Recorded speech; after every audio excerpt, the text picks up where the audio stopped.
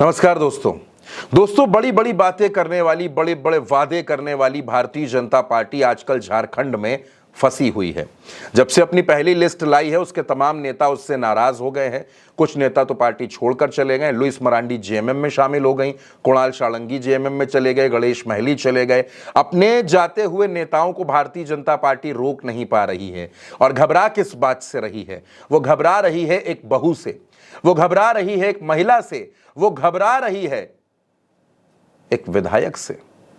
वो कौन बहू है जिसने भारतीय जनता पार्टी को टेंशन दे दी है? दोस्तों वो कोई और नहीं, वो गुरुजी यानी शिबू सोरेन की छोटी बहू कल्पना सोरेन है। कल्पना सोरेन गांडेय से विधायक हैं, हेमंत सोरेन की पत्नी हैं।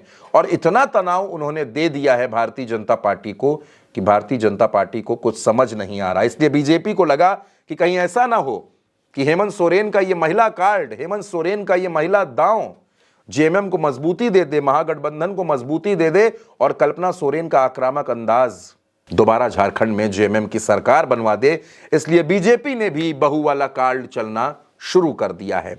अब बीजेपी कौन कौन सी बहुओं को मैदान में लाई है आज मैं आपको वो बताऊंगा दोस्तों। सबसे पहला नाम सीता सोरेन, जामताड़ा से टिकट मिला है। स्वर्गीय दुर्गा सोरेन की पत्नी है, शिबू सोरेन की सबसे बड़ी बहू हैं।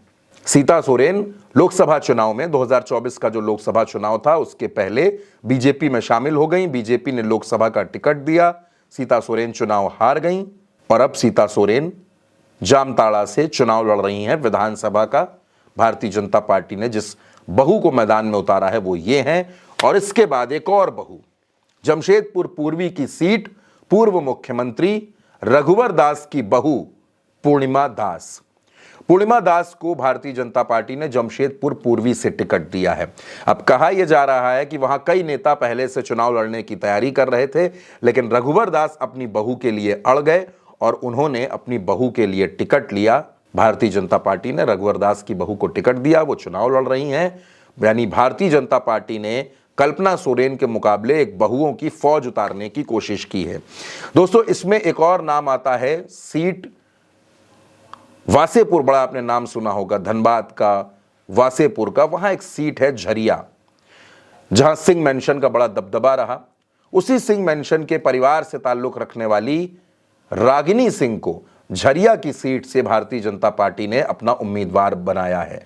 उनका मुकाबला वहां की सिटिंग विधायक और उनकी ही परिवार की दूसरी सदस्य यानी उनकी जेठानी पूर्णिमा नीरज सिंह से होना है। अब दोस्तों बड़ा दिलचस्प मुकाबला है झरिया का भी। झरिया में जो मुकाबला है वो देवरानी वर्सेस जेठानी का है। रागिनी सिंह भारतीय जनता पार्टी की वो तीसरी बहू है जो जेएमएम की इकलौती बहू कल्पना सोरेन का मुकाबला करने के लिए, महिला वोटर्स को रिझाने के लिए मैदान में उतारी गई हैं। इसके अलावा दोस्तों कई और बहुएं भी हैं जो मैदान में हैं, जो चुनाव लड़ रही हैं। वो कौन कौन है वो भी मैं आपको बताऊंगा। दोस्तों एक नाम है सत्यानंद भोक्ता का, बड़े नेता हैं, उनकी बहू को भी टिकट मिला है। उनकी बहू को आरजेडी चुनाव लड़ा रही है रश्मि प्रकाश चतरा की सीट से। दीपिका पांडे सिंह कांग्रेस से चुनाव लड़ रही हैं, ये अवध बिहारी की बहू हैं। दीपिका पांडे सिंह मौजूदा सरकार में मंत्री भी हैं। महगामा से ये चुनाव लड़ रही हैं।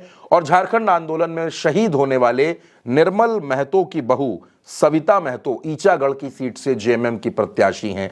ये ईचागढ़ की सिटिंग विधायक भी हैं। यानी दोस्तों कुल मिलाकर जब पूरी तस्वीर को आप देखते हैं तो ये समझ आता है कि झारखंड के चुनावी दंगल में, झारखंड के इस महासमर में महिलाओं की बड़ी भूमिका है। दोनों तरफ से महिलाओं को जबरदस्त मौके दिए गए हैं, तमाम योजनाएं महिलाओं के लिए हैं। अब देखना होगा कि झारखंड की आधी आबादी, झारखंड की महिलाएं किसका साथ देती हैं, भारतीय जनता पार्टी का या जेएमएम का, वो किसकी तरफ जाती हैं।